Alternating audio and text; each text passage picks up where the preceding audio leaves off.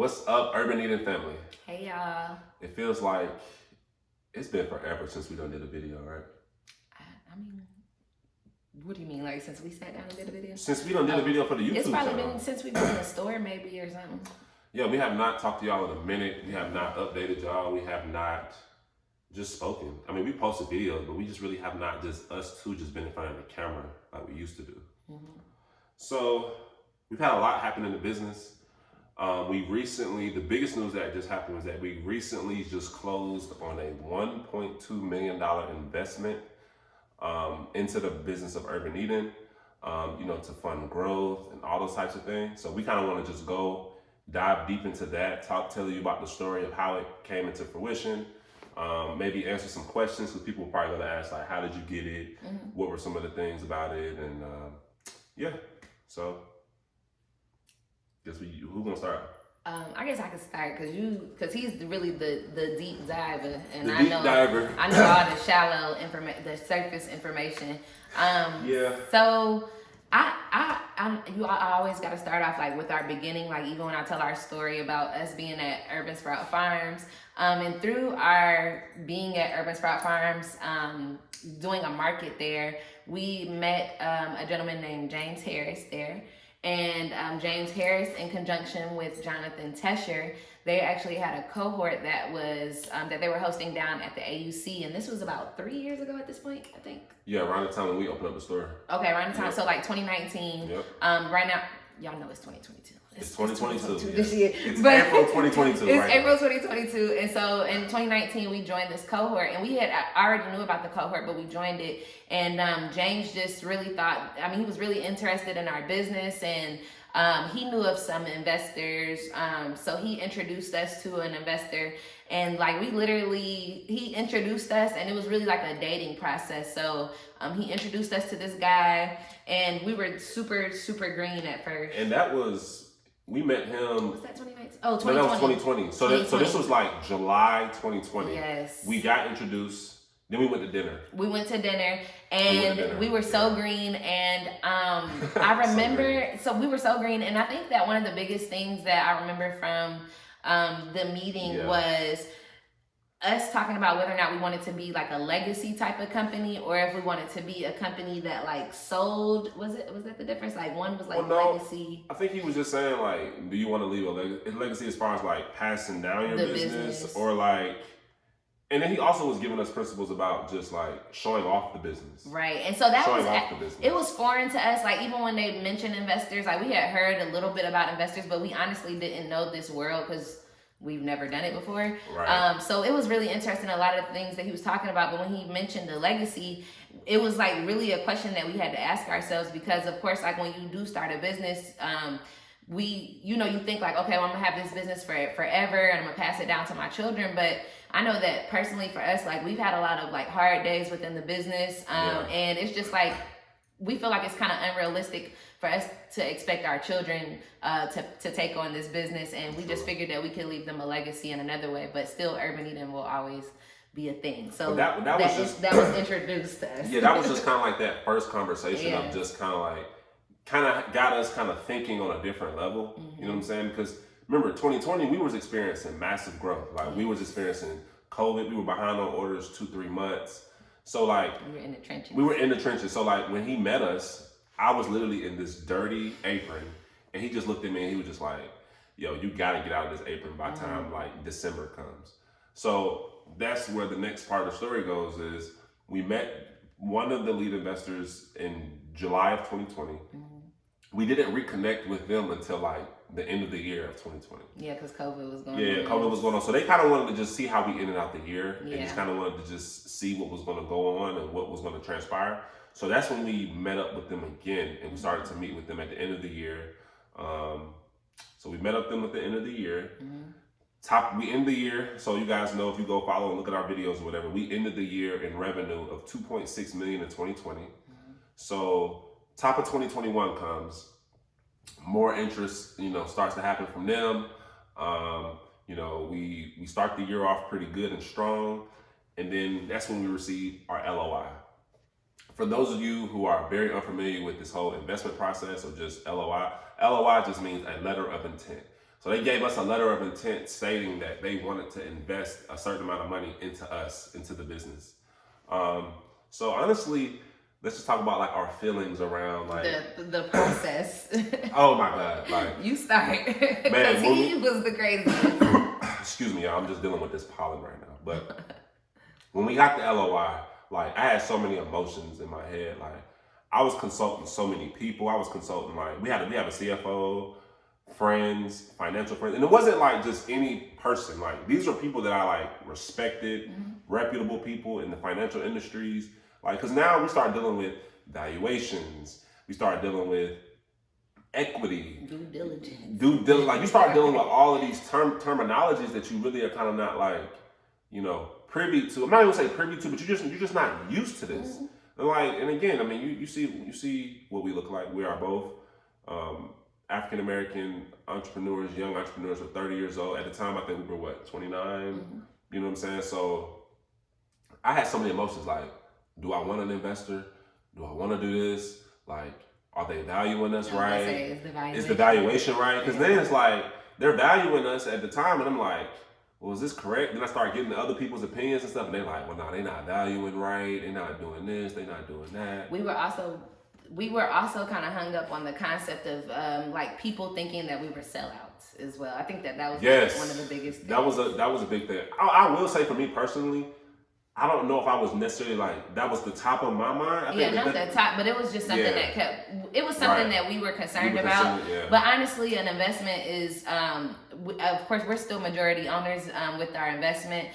So we have partners now, but we have seen in the past, like when Black-owned companies have been bought by like bigger companies, that they've been considered sellouts. So essentially, like with this investment, it's considering like, do you want to go that route of selling your company at some point? So or have the opportunity. You know what I'm saying? Like it's a book called that we've been really reading and podcasts that I listen to very like a lot. It's called Built to Sell Radio from John Warlow. Highly recommend. Highly recommended, guys. John Warlow talks about how to build your business to be able to sell. Not saying that you want to sell, but be able to build your company so that it can have an opportunity. They say you should even just have a thought process like that. Like you should already, even if you don't plan to sell your business, you should have the thought process, because one of the key foundations of it is that you want your business to function without you, essentially. Absolutely. And that's what a lot of small business owners, they just really can't seem to get themselves out of the business. Like that was how they met us. They met us when we were like in the trenches, in the warehouse, making soap or whatever. So like, that's the thing about, you got to get yourself in the mindset of that. John Warlow talks about build your business to sell it, meaning you just want your business to be able to have the opportunity. Set your business up, like build a valuable business that can operate without you, and then if it reaches that point, you can have a liquidity event. Liquidity event just means an event where you can sell off equity shares of your business and you're going to get paid out in cash for it. You still can retain ownership, or you can sell the whole thing. It's totally up to you. And every deal is different. So where are we at now? So we got the LOI. After we got the LOI, it took us a month to sign it. Just because we were getting all this feedback about valuation. Do we want to do it? I think you were good with it. Yeah, I was gonna say, for me personally, and it was so crazy to see our different dynamics throughout it all, because for me it was very intuitive. I was really relying on intuition and feeling. For me, it was kind of a no-brainer too, because I felt like the investors were coming in and not just bringing their money in. They were also bringing in resources. Yeah, that's a big question. They were also like working with us. They were like, literally, we still talk to these people every other day, weekly. Every day. So they are heavily involved investors, and I really felt good about that, because mind you, me and Quentin we're 30 years old now, and we don't really know, like, we don't have any guidance more so, and we're doing a lot of things like very green, running a warehouse, running a staff up underneath us, and growing a company. So it was just really helpful. The people the lead investors actually have sold their own company prior to, and now they're reinvesting back into other companies, and that's actually like even something that they just exposed us. We want to do the same thing, like, so like what she was saying, like, that was a good part that you really went into, because people always ask, like, are they just investing money? Right. Are they bringing anything else to the table? Yeah, they're bringing a lot of resources. connections. It's an investor group, by the way. So it's like 7 to 8 individuals, some white, some black, of diverse backgrounds. Like 2 lead investors. They had a company that exited for $100 million just a few years ago. We have people who sat on boards of like P&G. We have guys that are CEO and president of investment banks. We have people who have exited their other companies. You know what I'm saying? And just they're in that whole venture capital world. Because what you got to understand, guys, is that this is a whole different world. Like, you guys have watched us grow from being in the garage, being this very small company in the garage, then we get a store, then we growing through COVID and in a warehouse. This puts us in a whole different stratosphere. You know what I'm saying? So, like Taryn was saying, like, we're 29, 30 years old. Like, we've never built a company to this size. Like, every time we hit a new marker, like, this is unknown territory for us. You know what I'm saying? So, like, bringing on the investors was something that we really needed to do. Like, we needed to bring on that type of expertise. I just wanted to mention too that they actually showed us prior to us actually like really closing the deal. They worked with us prior to that, so they kind of gave us like a sneak preview of how they would be working with us, and they helped to implement some strategies to help with revenue of the company. So it was just like it was like a try before you actually like step your foot in the water. But what they kind of relayed to us was that this is really a big deal because it's a marriage. So it was like we dated, and then it's like we're gonna be married, and of course like we know about marriage for sure, but it's just like that loyalty is gonna be some fights. Sometimes you don't like that person. The test of loyalty, the commitments though that you have to each other, and being able to trust everybody involved. So it's truly like a marriage. Right. So after it took us a month to sign the LOI, we finally signed it. Lots and lots of meetings, y'all. Like, I was so meeting. My scope. I was so meeting out. Like, we were doing this for like from January 2021 all the way until we closed in December of 2021. And you probably asked, like, why did it take so long? So this is the thing. When you go through investment, you got to go through something called due diligence. Due diligence is literally where they like lift the skirt up of the business, fine tooth comb, and they are going through every single thing that it happens in the business. And actually, I will say this: going through due diligence actually was good for the company because it exposed so much to us, things that are good and things that were bad. You know what I'm saying? Like, exposed so much to us. Another thing is that our investors, like, it was a point in time where, because we asked, like, we got an LOI in the beginning of 2021, but we didn't close it at the end of the year. There was a time where they were like about to pull back. Like, there were times where they pulled back because. And it was questions of, well, what were you about to say? I was saying because through due diligence, as they were going through things, they were finding that our customer acquisition was on a downward trend. So that made them want to pull back. That's what I was gonna say, the sustainability of like 2020. So they wanted to pull back, but this is what makes our investors very, very good, guys, because yes, they saw the downward trend of our customer acquisition. They didn't like leave. They got in the trenches and they helped us to figure that out. You remember, like, we strategized. We figured out ways of how can we bring in first-time customers. And you probably can trace back and see that we implemented free samples for first-time customers, and we implemented all these different first-time offers. So that kind of got the customer acquisition for our business going back in the upward trend, and then I got them back, on board of, wanting to invest in the company. And then we finally closed the deal, in December of 2021. But, it was a long, good process. It was a process that, one of the reasons why I wanted to take investment, because I wanted myself to go through the process. I wanted both of us to go through the process to see how it is working with investors, to go through due diligence. We didn't even talk about the attorneys, the advisors that we had to spend money on. Like, we closed on $1.2 million investment, but we had to pay attorney fees, you know what I'm saying, for that, which were like $50,000, $60,000. People to help us negotiate. $70,000. You had to have people help you to negotiate because, again, this is a very, very, like, it's such new territory, man. Yeah. So I wanted to get that experience because I know that this is not going to be our first rodeo. I love business. I'm going to create another business. I'm going to want to invest in other businesses. You might be watching this video and I might invest in your business years from now. You know what I'm saying? So, like, I wanted to go through this so that you can see that we have the experience. So this is just going to add to our resume. Also, back to what James Harris, which is our mentor and one of the people on our cap table, he kept stating like, yo, like, you're so young. You know what I'm saying? Like, go ahead and get that experience. Like, get that experience.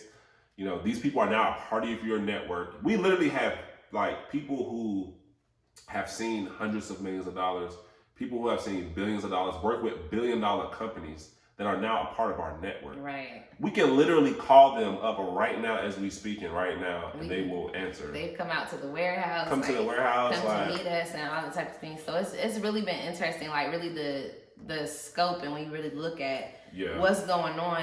But we've also just been introduced to like other connections, people that don't even own businesses, but that have helped with other businesses, that have started their own initiatives. So it's just really opened up like a whole new world for us.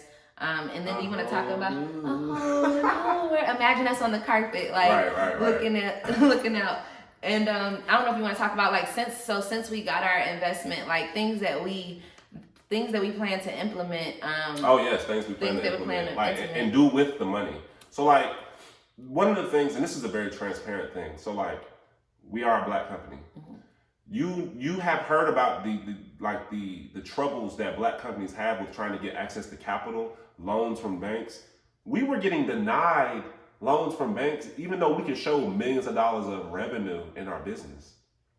Like, I don't know if it was because we're Black or just it's because you're a young company, but Black companies have trouble getting access to capital. Yes, indeed. When we got the investment, had the money in our account, we were now able to leverage that money and open and get credit lines based off the investment. Mm-hmm. Things that we were not able to do before. So that's a huge thing, and that's something that can't be like, underslided,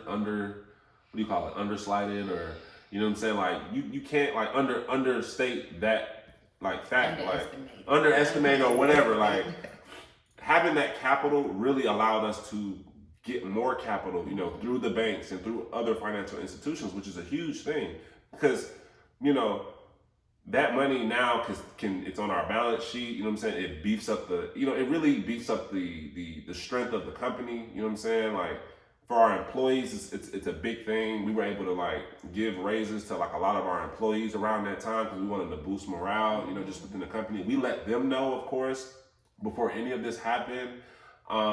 It was just a really good thing just for the company, like for a whole, you know what I'm saying? Because it makes us stronger. Mm-hmm. It makes the company stronger. It secures jobs. And we also can create more jobs.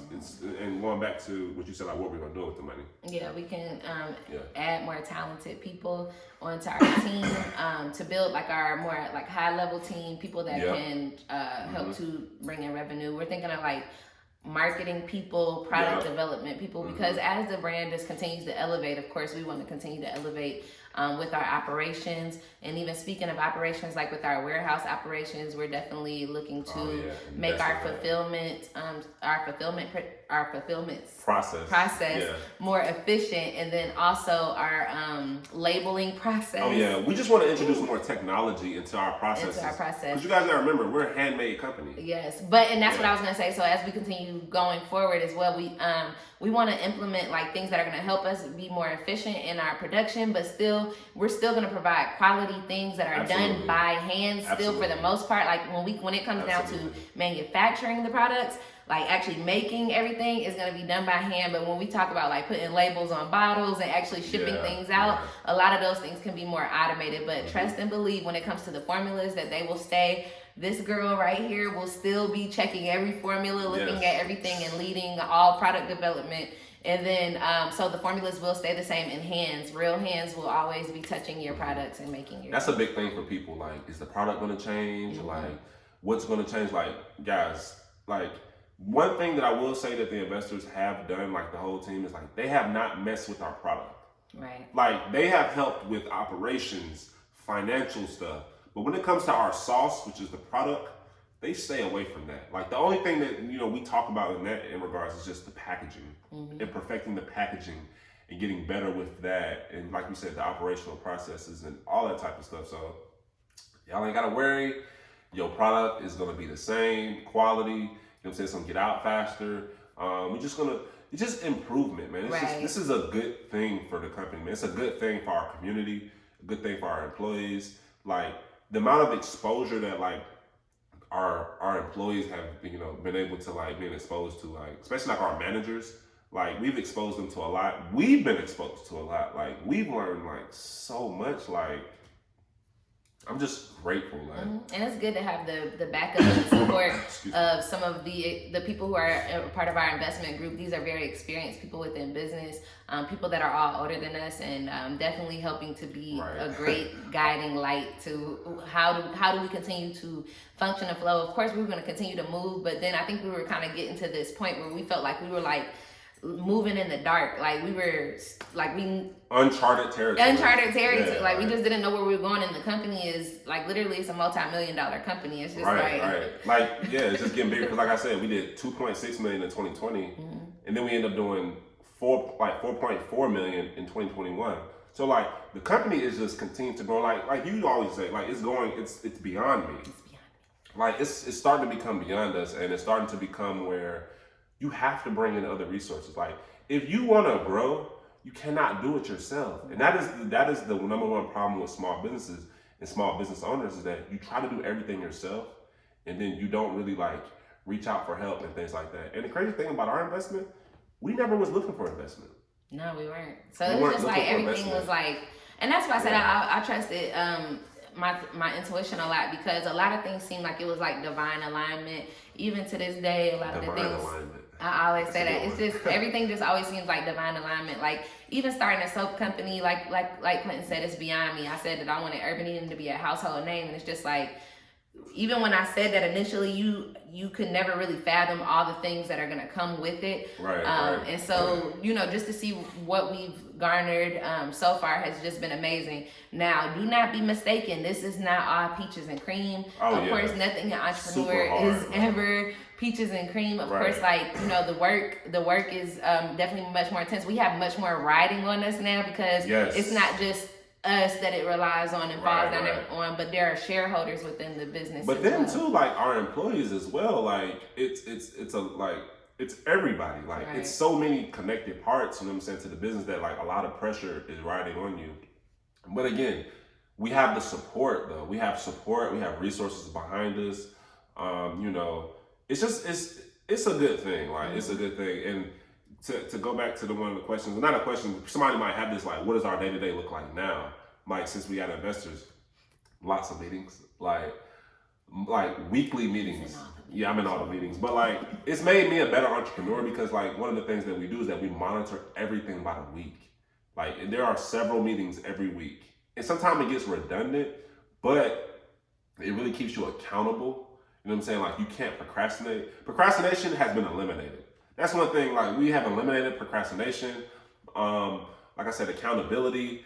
You have people who like to help you to optimize. I think that was one of the biggest things. Like, when you're an entrepreneur, you're a solopreneur, like you could just operate how you want to. You can just move, you can go fast or whatever.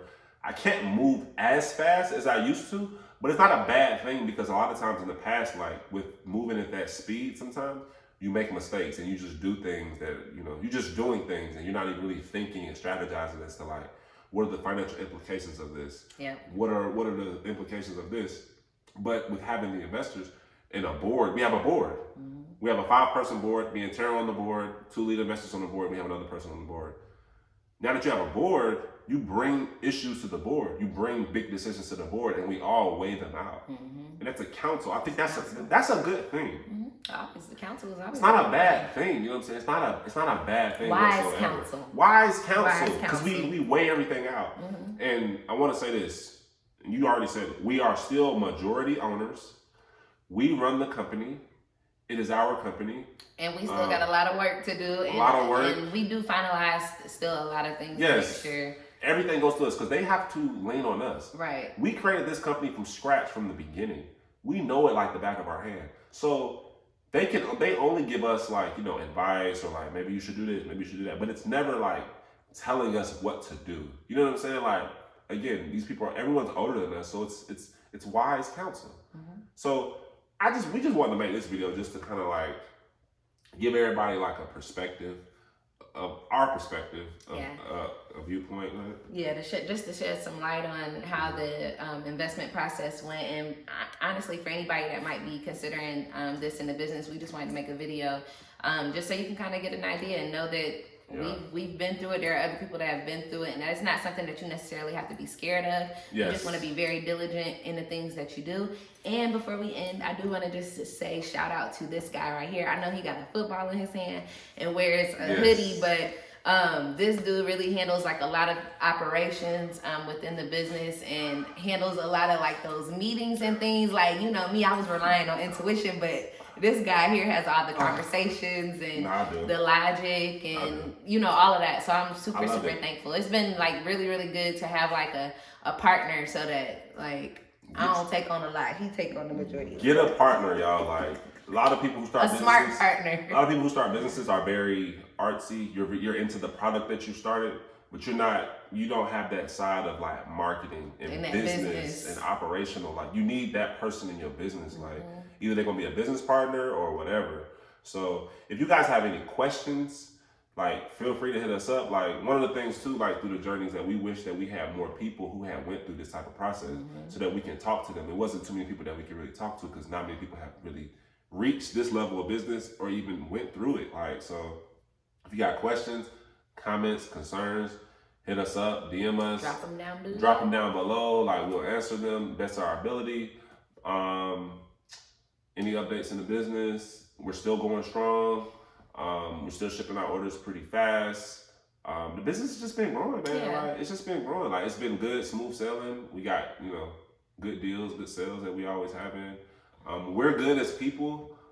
We're good. Definitely been prioritizing mental health. Absolutely. As we continue to just be business owners, prioritize your mental